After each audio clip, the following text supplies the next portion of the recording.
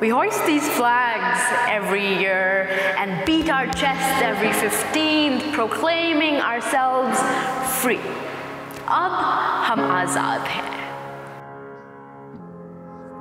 When I landed up in the hotel, I was told that I wasn't allowed to get the room that I had already paid for because I was a single woman traveling by myself. Yet we quicken our paces every night to get to the safety of our homes before all the women on the streets disappear. Where do they go? They're not in the trains or the cabs or the buses or the food courts. I have checked. Where do they go?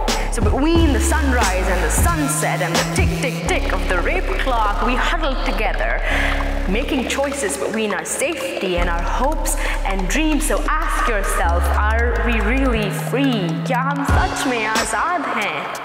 After a lot of conversations with the manager, the receptionist, the Go Ibibo representative, they came to the conclusion that they were willing to give me a full refund and let me out back into the streets that they thought were originally unsafe for me, because that was somehow safer than the hotel. And if the answer is anything but a resounding yes, then grab your pepper spray, stuff your sun scars to make your pants bulge, zip up your high-heeled boots and walk out that door.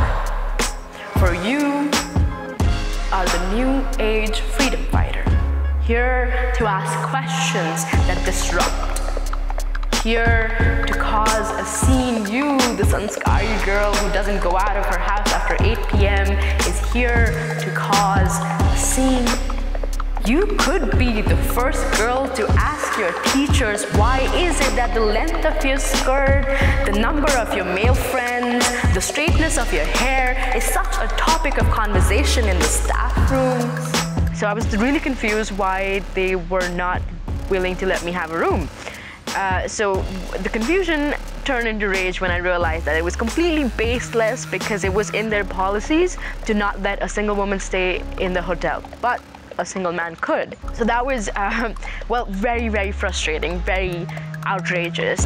You could be the first to cause discomfort, the first to get detention, the first to have her parents called by the principal, the first to start this conversation, but know this, that you will not be the last.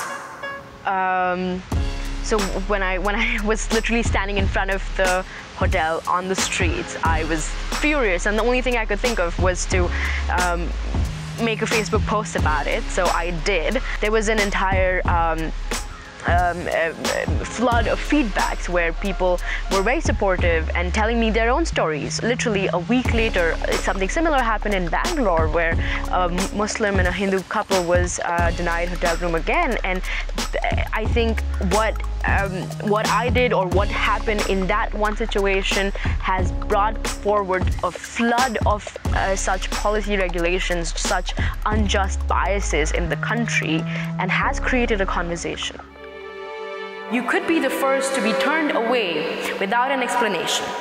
The first to raise your voice at the management, the first to land up on the streets, the first to cause unease just with her presence. But you will not be the last, for you are the new age freedom fighter. Here to ask questions that disrupt. How do we make our women safer? How do we make women safer on the roads, in hotels and stuff like that? And one of the major responses is that we normalize our presence. Here to normalize the presence of women on the streets after 8 p.m. Here to fight this war so that the little girls who come after you don't have to. You are here to cause a scene so that one day they can point at you and say that that was the thing that started this revolution that never ended.